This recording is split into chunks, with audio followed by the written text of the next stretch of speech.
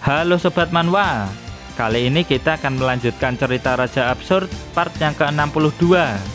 Di part sebelumnya, tim Hwangsang berhasil memenangkan pertandingan Manhwa Premier League setelah melawan tim Tukiman CS. Dan di part kali ini, Hwangsang menghajar dua anggota inti tim Linsan sehingga membuat sepuh ini ngamuk. Gimana keseruannya? Tanpa basa-basi lagi, langsung pasang headset dan kita gaskan ke ceritanya di Manhwa Period.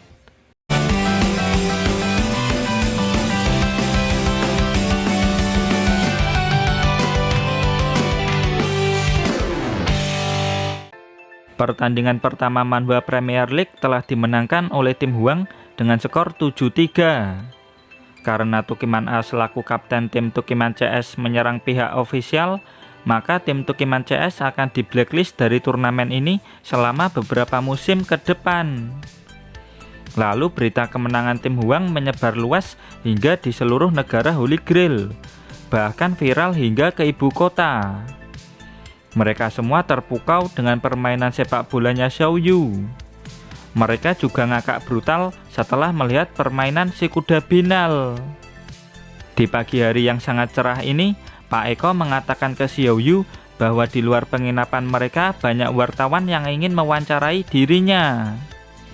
Sontak Xiao Yu pun langsung kaget, soalnya dia belum pernah sama sekali diwawancarai. "Hu Xiao Yu, Anda ini berasal dari mana? Manchester, Munchen, atau Madrid? Atau mungkin PSG? Terus apakah Anda sudah punya suami?" tanya para wartawan. Xiao Yu yang merasa tidak nyaman dengan kondisi ini pun tidak bisa menjawab banyak pertanyaan yang dilontarkan sama para wartawan. Dia langsung menutup pintu. "Menjadi viral benar-benar merepotkan," ujarnya. Pak Eko pun menyemangati Xiao Yu supaya mau diwawancarai. Dengan begitu akan banyak endorsan yang masuk dan itu akan sangat menguntungkan mereka. Tapi Xiao Yu menolaknya. Dia bertanding bukan buat nyari endorsan, namun untuk memenangkan item Tear of Speech. "Kenapa? Kita bisa kaya raya tahu," ujar Pak Eko yang ditolak mentah-mentah sama Xiao Yu. Sontak Pak Eko pun langsung heran kenapa bisa ada orang yang sama sekali tidak tertarik dengan kekayaan. Pak Eko pun langsung depresi karena melewatkan kesempatan buat jadi orang kaya. Tiba-tiba ada pesan masuk. Pesan ini berasal dari manajer sepak bola tim Royal Cosmos. Pak Eko sampai nggak percaya jika manajer dari tim sebesar Royal Cosmos menghubunginya dan akan mampir ke penginapan mereka. Tim Royal Cosmos ini merupakan tim besar yang jadi salah satu kandidat juara dalam turnamen Manhwa Premier League. Pak Eko pun langsung memberitahu mereka semua jika manajer dan perwakilan dari tim Royal Cosmos akan segera datang. "Royal Cosmos? Optimum Prime kah?" ujar Hwangsang dan Xiao Yu.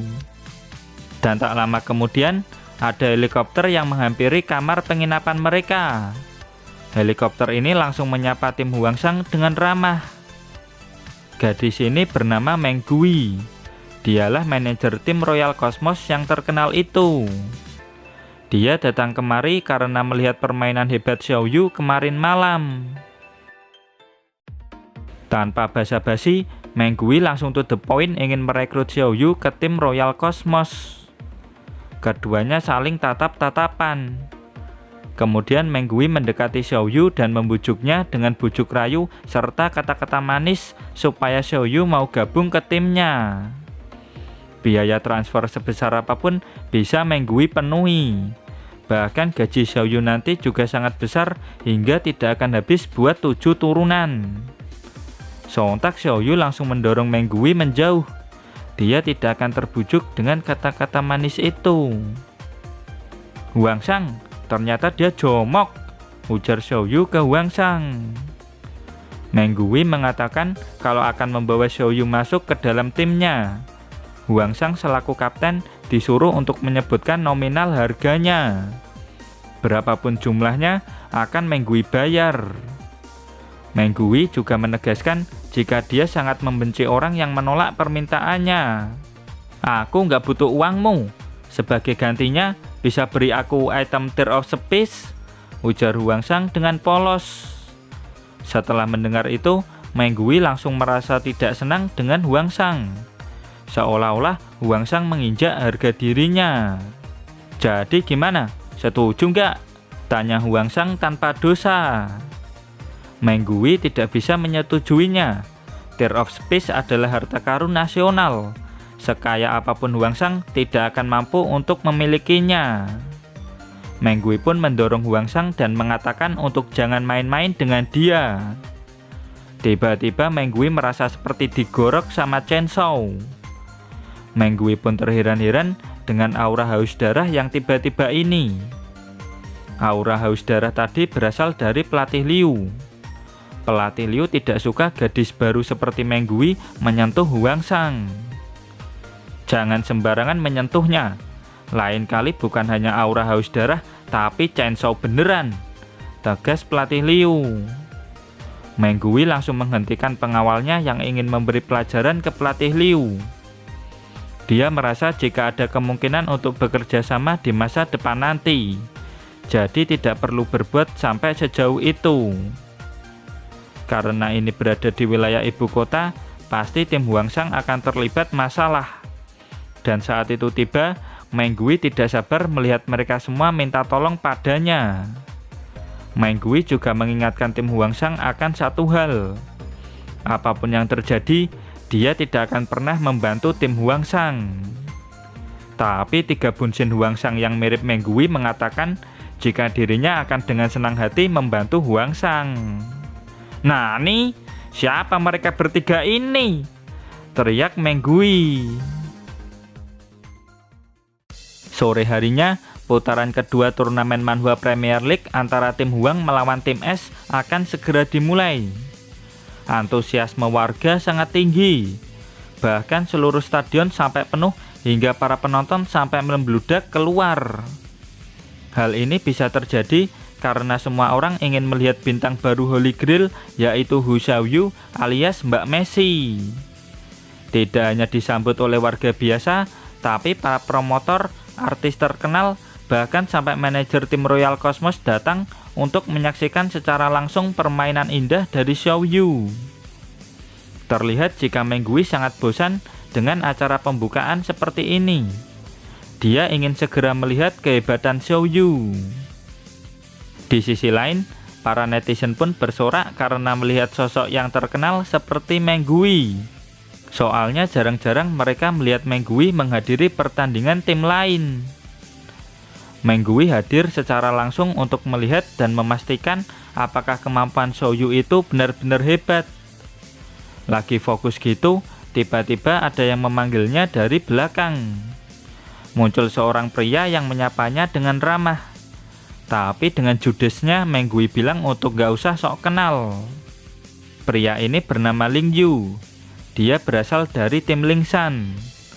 Dia menggoda Menggui dan bertanya tentang kelanjutan hubungan asmara di antara mereka berdua. Menggui beranggapan kalau mereka berdua tidak memiliki hubungan seperti itu. Dan kalau masih ngebacot, Menggui bakal menghabisinya tanpa ragu. Tentu saja Ling Yu tidak bermaksud demikian. Dia menjelaskan kalau kedatangannya ini cuma mau melihat bintang baru Holy Grail. Sontak Menggui langsung menegaskan jika dia sudah mengincar Xiaoyu. Kalau Ling Yu berani macam-macam, maka Menggui tidak akan segan-segan. Ling Yu sadar akan hal itu. Dia tidak akan berbuat macam-macam, setidaknya untuk sekarang. Kemudian di tengah lapangan, kick-off pun dimulai. Xiaoyu langsung mendribel bola dengan cepat ke gawang lawan. Rudy dan Rizal tidak akan membiarkan Xiaoyu bergerak bebas. Apapun yang terjadi, mereka berdua akan menghentikannya. Dengan gerak gocekan berbentuk Z, Xiaoyu mampu melewati mereka semua. Benar-benar tidak terhentikan. Dan kali ini, Xiaoyu akan berhadapan dengan kapten tim S. Orang ini bernama Leng Shu. Suhu di dekatnya benar-benar sangat dingin.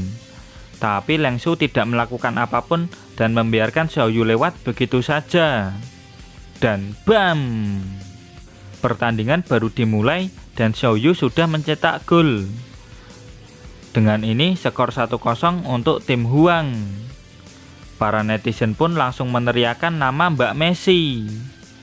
Ling Yu yang menyaksikan itu langsung memuji skill Xiaoyu. Dan sekarang giliran tim S yang melakukan kick off. Sebelum memulai, Leng Shu menegaskan jika jalan ke depan dan impian tim Huang harus berhenti sampai di sini. Kenapa dengannya? Mau mengeluarkan jurus kah? Ujar Misu dan Jin Chen. Tendangan Ice of Despair pun Leng Shu lesatkan. Dengan cepat, Malu berusaha menghadangnya. Namun begitu bola mendekat, Malu langsung membeku seketika. Semuanya, hati-hati dengan bolanya, teriak Xiaoyu. Xiao Chong menjelaskan jika jurus ini mampu membekukan semua lawan ketika pertandingan pertama tim S. Mencetak gol itu sangat mudah bagiku, ucap Leng Shu dengan penuh percaya diri. Tendangan itu memiliki atribut S tingkat Golden Core. Jadi dengan tekniknya, Jin Chen mampu menghentikannya. Dan dawar.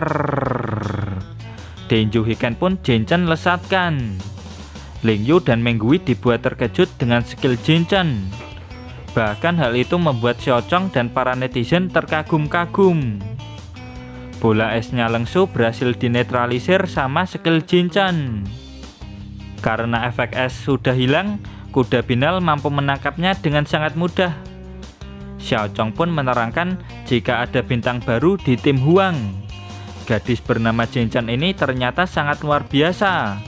Di pertandingan pertama kemarin, dia sengaja menyembunyikan kekuatannya. Tim Huang benar-benar dipenuhi oleh para monster. Meng Gui, apa gadis sapi itu juga incaranmu? Tanya Ling Yu yang langsung diiyakan sama Meng Gui. Semua yang ada di tim Huang adalah incarannya. Lalu di depan gawang terlihat kuda binal yang sangat kesal. Dari tadi yang disebut cuma Xiaoyu dan Jin Chen. Tidak ada yang menyebut kuda binal. Oleh karena itu, kuda binal tidak mau kalah. Di pertandingan kali ini, dia akan menjadi bintangnya. Kuda binal pun melempar bola. Mak dawas. Hantaman Tiger Mountain Fish kuda binal lesatkan. Dan dawas. Hantaman itu langsung mengenai wajah Xiaoyu dengan sangat telak. Xiaoyu pun langsung terpelanting keluar lapangan. Dan dawar.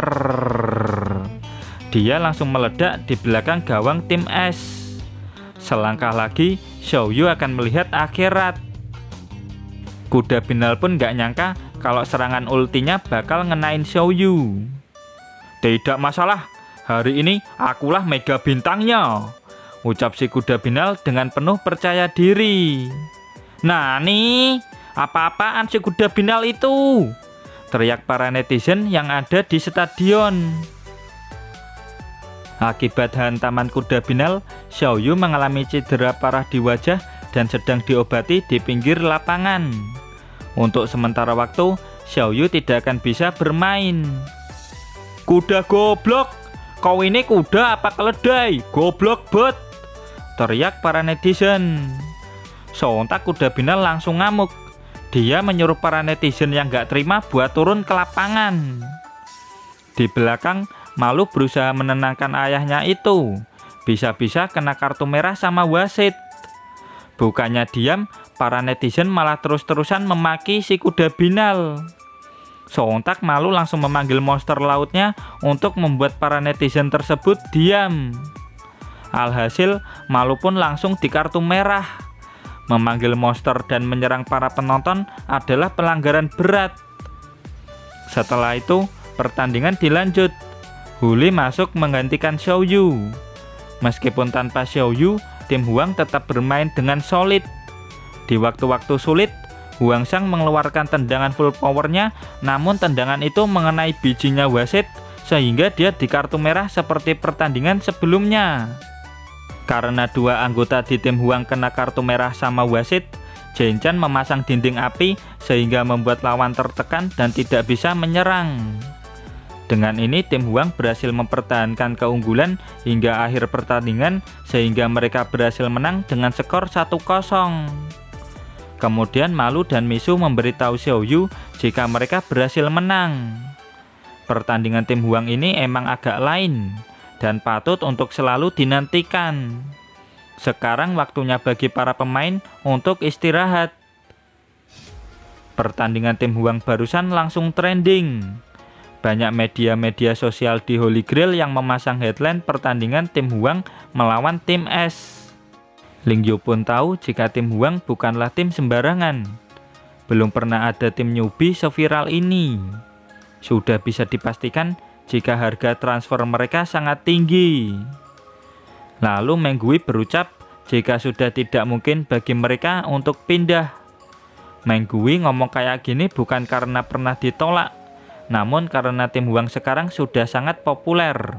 Jadi sudah terlambat untuk merekrut mereka sekarang.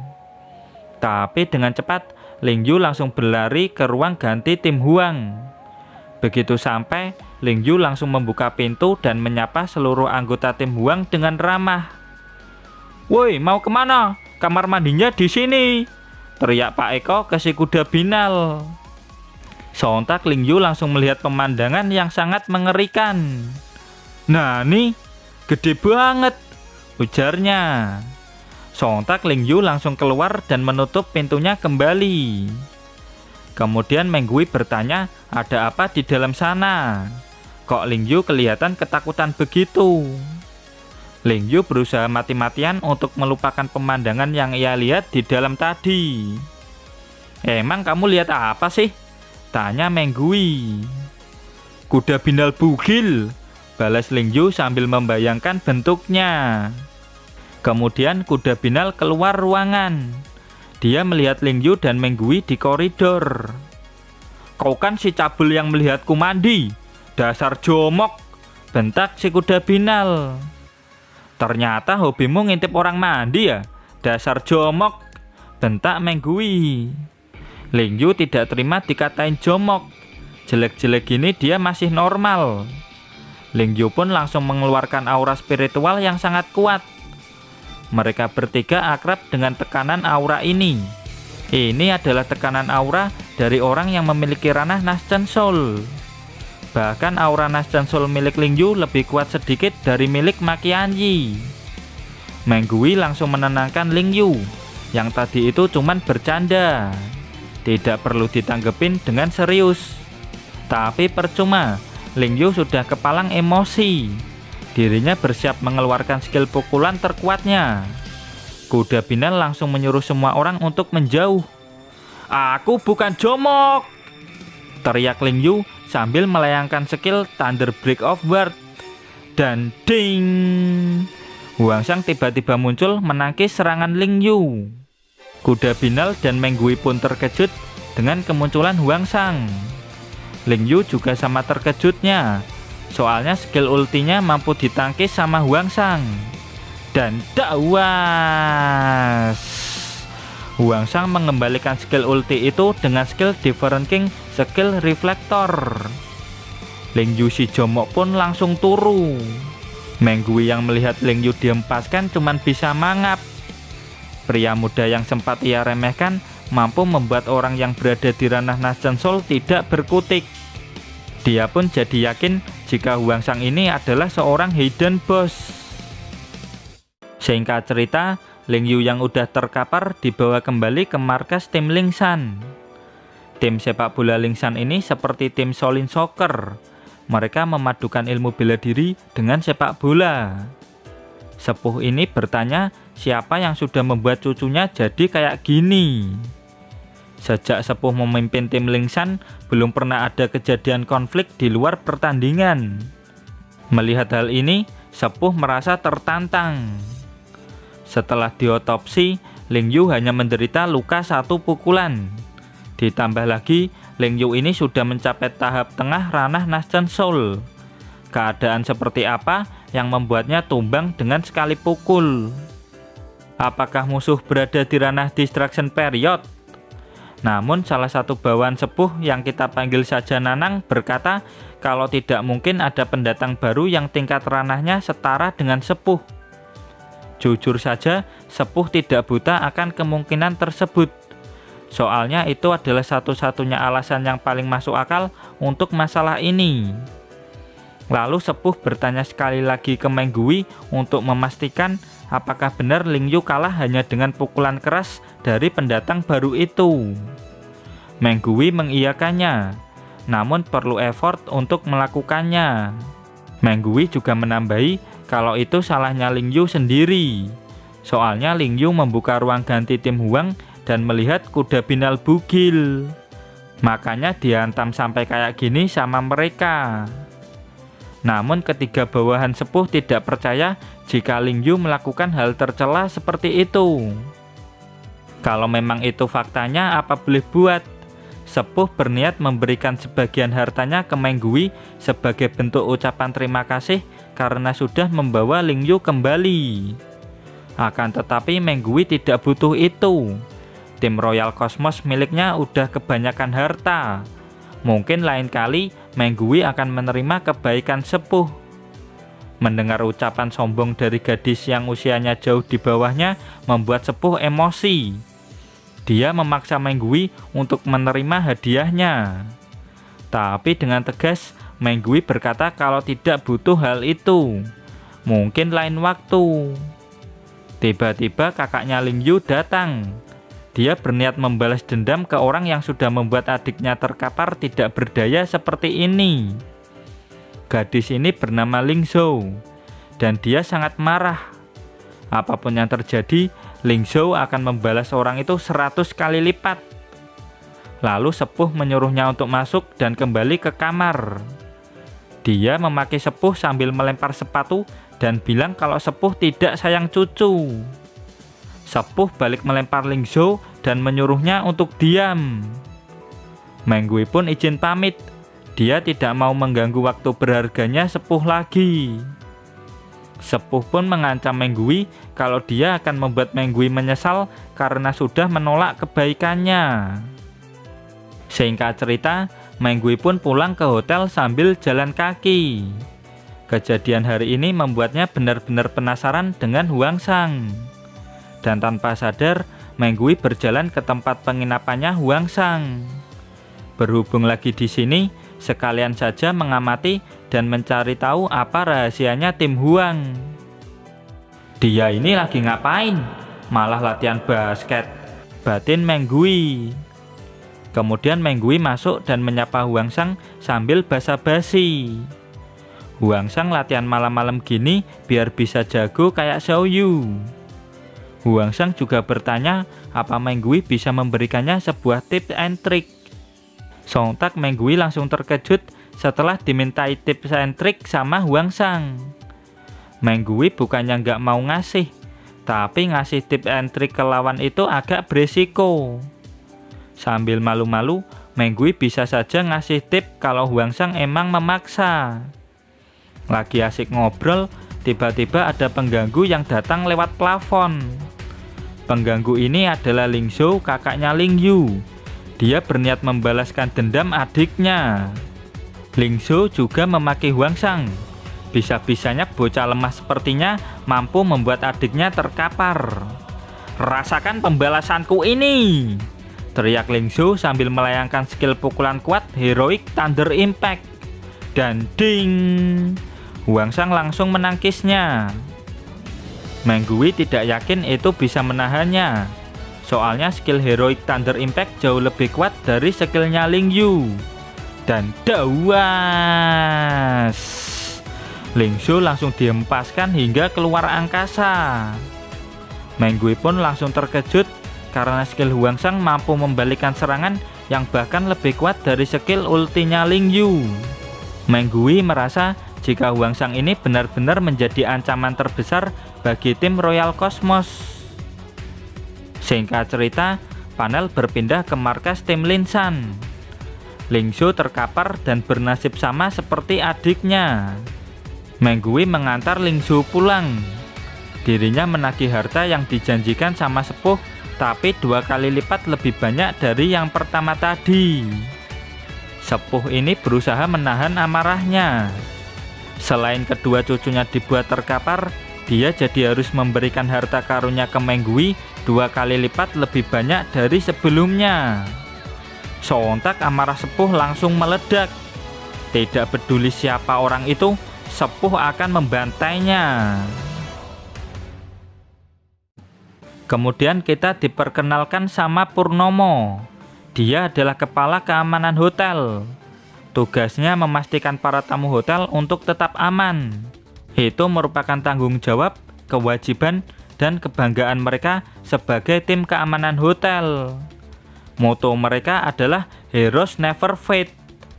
Purnomo dan timnya sudah banyak menyelesaikan pertikaian yang sering terjadi di hotel. Mulai dari menggagalkan aksi teroris, menjinakkan bom, sampai melindungi Pak Presiden. Bahkan mereka juga bisa menangani kuda binal yang lagi ngamuk. Akan tetapi ada ancaman yang jauh lebih berbahaya dari sebelumnya sedang mendekati hotel. Ancaman tersebut adalah amarah dari Sepuh tim Linsan. Purnomo selaku kepala tim keamanan menyuruh Sepuh untuk menjauh. Area di belakangnya merupakan area khusus VIP. Tapi Sepuh tidak peduli dengan hal itu. Bahkan jika seluruh dunia menghalanginya, akan tetap dia hadapi. Nggak pakai lama, Purnomo dan para bawahannya langsung menyerang Sepuh. Tentu saja Sepuh nggak ada takut-takutnya sama mereka. Dengan perisai spiritual, Sepuh mampu menangkis serangan mereka berlima sekaligus. Sontak Purnomo CS langsung dibuat terkejut. Kemudian Sepuh memusatkan energi spiritualnya di tangan kanan. Sepuh juga langsung memberikan wejangan. Percaya diri itu sangat bagus, tapi orang lemah harus sadar diri. Berani dan ceroboh itu beda tipis.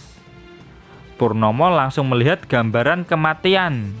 Dan dawas! Dengan mudahnya Sepuh mampu menghempaskan mereka semua. Purnomo pun langsung mokat tanpa bisa memberikan perlawanan apapun kepada Sepuh. Tekad kuat sampai rela mengorbankan nyawa pun masih belum cukup untuk menghentikan Sepuh ini. Di sisi lain, Menggui mengamati Sepuh dari balik dinding di kejauhan. Dirinya tidak menyangka jika Sepuh akan berbuat sampai sejauh ini. Aura yang Sepuh pancarkan sangat mengerikan.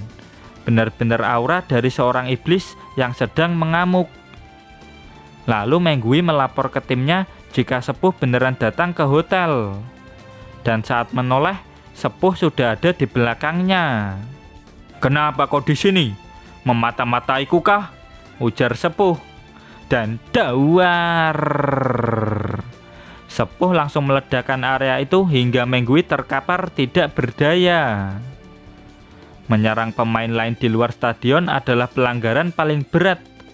Sepuh mungkin akan dihukum larangan bermain secara permanen. Tapi sebagai pemimpin tim Linsan, dirinya tidak bisa tinggal diam setelah 2 anggota sekaligus cucunya dibantai sama orang itu.